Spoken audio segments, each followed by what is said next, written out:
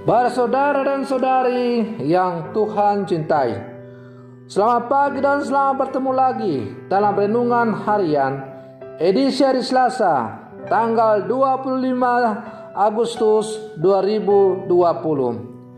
Mengawali hari yang baru ini, kita hendak mendengar dan merenungkan sabda Tuhan. Marilah sebelum kita mendengar dan merenungkan sabda Tuhan, untuk mengawali hari yang baru ini, kita berdoa. Dalam nama Bapa dan Putra dan Roh Kudus. Amin. Allah Bapa kami, sumber kejujuran, semoga kami Kau resapi dengan semangat Injil-Mu.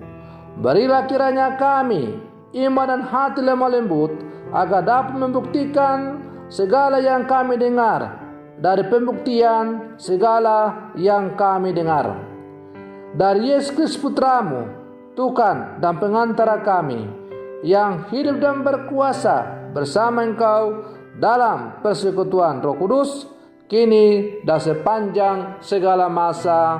Amin. Para saudara dan saudari yang Tuhan cintai, sabda Tuhan yang hendak kita dengar dan kita renungkan bersama diambil dari bacaan pertama hari ini, yaitu dari surat Rasul Paulus kepada jemaat di Tesalonika. Pasal 2 ayat 1 sampai 3a dilanjutkan dengan 13b sampai 17. Saudara-saudara, tentang kedatangan Tuhan kita Yesus Kristus dan berkumpulnya kita dengan Dia, kami minta kepadamu, jangan lekas bingung dan gelisah, baik oleh ilham roh maupun oleh kabar atau surat yang dikatakan berasal dari kami, seolah-olah hari Tuhan telah tiba. Hendaklah kalian jangan sampai disesatkan oleh orang dengan cara bagaimanapun juga. Allah dari mulanya telah memilih kalian untuk diselamatkan dalam roh yang menguduskan kalian dan dalam kebenaran yang kalian percayai. Untuk itulah Ia telah memanggil kalian lewat Injil yang kami wartakan, sehingga kalian dapat memperoleh kemuliaan Yesus Kristus Tuhan kita. Sebab itu berdirilah teguh dan berpeganglah pada ajaran-ajaran yang kalian terima dari kami, baik secara lisan maupun secara tertulis. Semoga Tuhan kita Yesus Kristus dan Allah Bapa kita menghibur dan memperkuat hatimu dalam segala karya dan tutur kata yang baik. Sebab Allah mengasihi kita, Ia memberi kita hiburan abadi dan harapan baik karena kasih karunia-Nya. Demikianlah sabda Tuhan. Para saudara dan saudari yang Tuhan cintai, sebagai seorang rasul, Paulus tidak henti-hentinya memberitakan Injil dalam pelayanan kepada jemaatnya. Paulus mengetengahkan dasar pelayanan dan pemberitaan kabar gembira adalah imannya akan Yesus yang telah memanggilnya untuk menjadi rasul Tuhan sendiri. Bagi Paulus, Injil yang diwartakannya adalah kabar keselamatan bagi semua orang. Karenanya, tindakan dan pelayanan mesti didasarkan atas ketulusan, pemberian diri dan pengorbanan karena dan demi Kristus. Paulus menyadari pelbagai konsekuensi dari pelayanannya, namun ia tetap percaya akan Allah dan senantiasa menolong dan menyertai perjuangannya. Para saudara dan saudari yang Tuhan cintai, ada cukup banyak orang yang terlibat dalam pewartaan Injil. Namun tak semuanya merasul dengan hati yang tulus. Ada juga yang merasa dengan pamrih demi keuntungan material. Sebab ada yang berpikir lebih mudah menjual sabda Tuhan daripada kerja fisik. Bahkan ada yang menyindir, kalau mau cepat kaya, jadilah penginjil di hotel-hotel, atau mengadakan kebangunan rohani di lapangan terbuka dengan mengundang ribuan orang. Para saudara dan saudari yang Tuhan cintai, kita perlu belajar dari Rasul Paulus hari ini. Paulus mewartakan Injil tanpa pamrih, tanpa minta imbalan, dan tanpa perlindungan.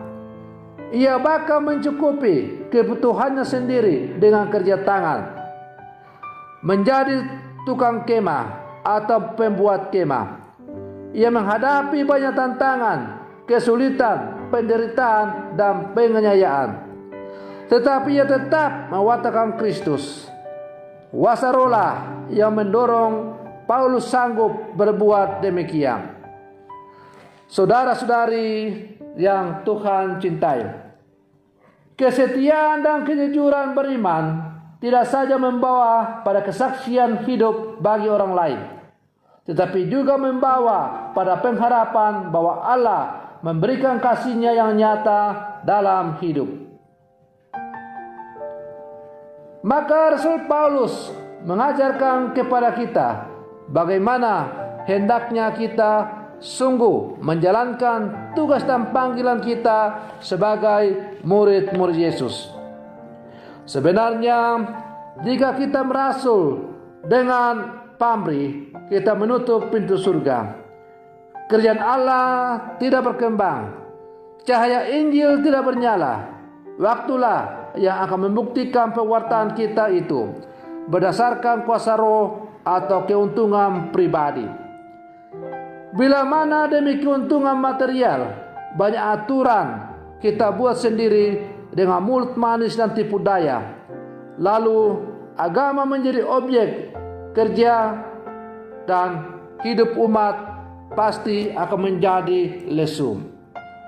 Tanpa kuasa dari atas, pelayanan kita menjadi ladang bisnis, dan itu bisa membuat hidup kita menjadi orang-orang munafik seperti para ahli Taurat dan orang-orang Farisi. Para saudara dan saudari yang Tuhan cintai, dalam kehidupan kita sehari-hari sebagai murid-murid Yesus, sebagai pewarta Injil lewat tugas dan panggilan kita masing-masing, hendaklah kita mencontoh teladan hidup Rasul Paulus sebagaimana diwartakan dalam bacaan pertama tadi, untuk selalu setia mewartakan Injil tanpa pamrih, tanpa mengharapkan upah, dan tanpa mengharapkan imbalan dari karya dan pelayanan. Karena apabila kita melayani dengan pamrih, maka itu berarti kita menjadikan sabda Tuhan sebagai sarana untuk mencapai tujuan hidup kita dalam kehidupan kita. Padahal panggilan menjadi pewarta Injil adalah mengantar orang untuk bertemu dengan Tuhan.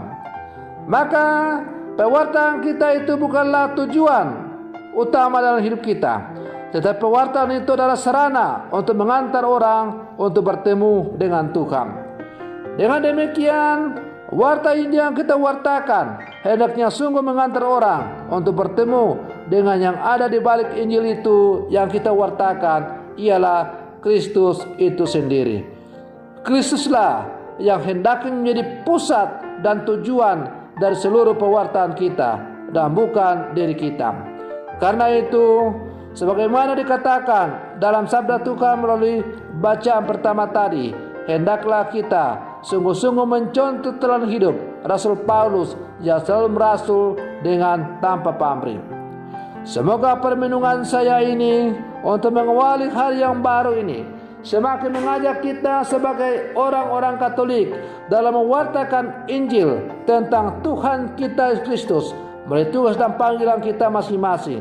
Kita boleh menjadi pewarta Injil yang sungguh sejati dan bukan pewarta Injil yang munafik. yang selalu dikritik oleh Yesus di dalam kitab suci, yang terwakili dalam diri para ahli Taurat dan orang-orang Farisi. Semoga permenungan saya ini semakin menghantar kita untuk menjadi orang Katolik yang sejati di zaman sekarang. Semoga demikian. Selamat pagi, Tuhan Yesus memberkati.